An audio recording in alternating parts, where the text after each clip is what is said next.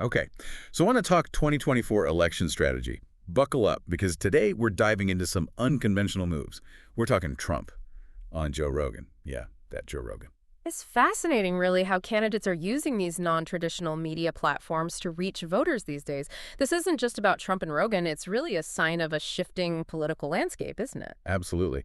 So we're going to unpack why this Trump-Rogan interview is creating such a stir, what it reveals about the election, and how both Trump and Kamala Harris are using podcasts in their campaigns. Get ready for some aha moments. The timing of this is really interesting, isn't it? Just weeks before the election, this interview could be heard by millions right when they're making up their minds about who to vote for. It could be one of the most listened to podcasts ever. Who knows? Yeah. So Rogan, massive audience, sure. Yeah. But didn't they have that very public disagreement earlier this year? They did. Rogan praised Robert F. Kennedy Jr., when he ran as an independent. And, well, Trump was not a fan. There were some pretty strong words from both sides. Yeah, it seemed pretty contentious. So what changed? Why bury the hatchet now, so close to the election? I think both of them recognize the potential impact of this interview. For Trump, it's a chance to speak directly to Rogan's audience, which tends to be younger and more male, a demographic that's really important for his campaign. Which, by the way, aligns with polls showing Trump leading among men but trailing with women. This could be a play to mobilize his base. Exactly. And for Rogan, it's a chance to host a high-profile guest who's guaranteed to bring in a huge audience. It's mutually beneficial publicity-wise. Okay, so it's strategic. But what can we actually expect from this interview? Because Rogan, he doesn't exactly shy away from tough questions. Absolutely not. Expect tough questions about his time in office, his decisions, his stance on things like intelligence agencies. Rogan will push him, and you know what? That could be really good for undecided voters who are trying to get a read on Trump. High risk, high reward for both of them. Yeah. And speaking of strategy, it's not just Trump using podcasts to reach voters, is it? Kamala Harris has been making the rounds too. She has. Both candidates recognize the power of this format, especially for engaging younger voters. But their strategies are different. While Trump goes for the big splash with Rogan, Harris is focusing on podcasts that align with specific issues she wants to emphasize. Like, for example, she's been on podcasts that focus on women's issues, Yeah. especially abortion rights, particularly in states like Texas, where it's a major point of contention. Exactly. It's about connecting with voters on issues they care about. And podcasts offer that direct line of communication that you don't always get with traditional media. It makes you think, with all these conversations happening across podcasts, how do you even keep up? How do you track what everyone's saying, especially with something as fast-paced as an election? It's like drinking from a fire hose. It can be, yeah. You're scrolling and scrolling, trying to catch every headline, every take, and it's Yeah. like, are you even getting the full picture? And who has time for all that, right? Yeah. Wouldn't it be amazing if you could just ask a question and instantly hear how experts and commentators are talking about it, like across all podcasts? It sounds kind of far-fetched, but there actually are tools out there that can do that now. Ever heard of podcastworld.io?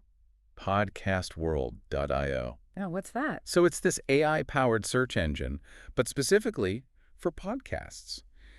You literally type in a question. Let's say, what are people saying about Trump's appearance on Rogan? And it scans tons of podcasts, like millions of conversations, to find you the exact moments it's being discussed. Wait, really? That's wild. So instead of just like reading articles, I could actually hear how different people are interpreting this interview, all in one place. Yeah, exactly. Think of it like having a personal researcher who listens to podcasts for you and pulls out the most relevant bits. And it's not just for news junkies like us. Say you want to learn about, I don't know, gardening. You could search best tips for gardening, and bam, you've got experts sharing their knowledge ready for you to listen and learn. Okay, that's a game changer. It's like cutting through all the noise and getting straight to the good stuff. Hmm. Exactly. And speaking of cutting through the noise, let's circle back to this Trump-Rogan interview for a second. Even with them being on opposite sides politically, I think this appearance has the potential to give us some real insight into Trump's thinking. Okay, so unpack that for me. What kind of insights are we talking about? Well, Rogan, he's not afraid to ask the hard-hitting questions, right? Even if they ruffle some feathers. This isn't just going to be Trump giving a stump speech. He's going to have to defend his record, explain his decisions, maybe even address some of the controversies from his time in office. Which, for voters who are still on the fence about him, could be really illuminating. They get to see how he handles himself under pressure, how he responds to criticism. Can he articulate a clear vision for the future? Things like that. Yeah, All of that. And it's not even just what he says, it's how he says it. Rogan's podcast is much more conversational than, say, a traditional news interview. Mm. It's about being authentic, letting your guard down a bit. So if Trump comes off as stiff or rehearsed, it'll be super obvious. Yeah. He really needs to nail that regular guy persona if he wants to connect with Rogan's listeners. Which is a tough balance to strike, right? He's also got to make sure he doesn't alienate his base, who might not love him appearing on a platform that's seen as, well, maybe more liberal. It's high stakes, for sure. But that's what makes it so fascinating. It's like watching a political chess match play out on a global stage. And we're all just waiting to see who makes the next move. And this is where I think Kamala Harris's strategy with podcasts gets really interesting. She's not going for that big, splashy appearance like Trump. Her approach is much more calculated. So how is she approaching podcasts differently then? What's her strategy? It's more about, I guess you could say, targeted engagement. Instead of one massive appearance, she's focusing on podcasts that really align with specific groups of voters, specific issues. So it's less about broad reach and more about resonating deeply with certain segments of voters. Exactly. Take her appearances on podcasts about, like, reproductive rights, for example. That allows her to speak directly to women voters, especially in places like Texas, where those rights are, a really big deal right now.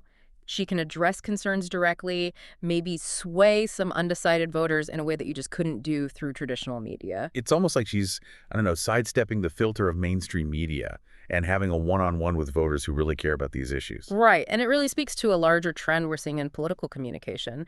With traditional media kind of fragmenting, audiences becoming more diverse, politicians are looking for these niche platforms to connect with voters on a more, I guess you could say, personal level. It really makes you wonder, in this age of personalized media, will we even need those big national media moments anymore? Is this the future of political campaigning? It's a really interesting question, and I don't know if there's a clear answer. I mean, this Trump-Rogan interview, it's a perfect example of how the media landscape is changing. Candidates can't just rely on the old ways of doing things anymore.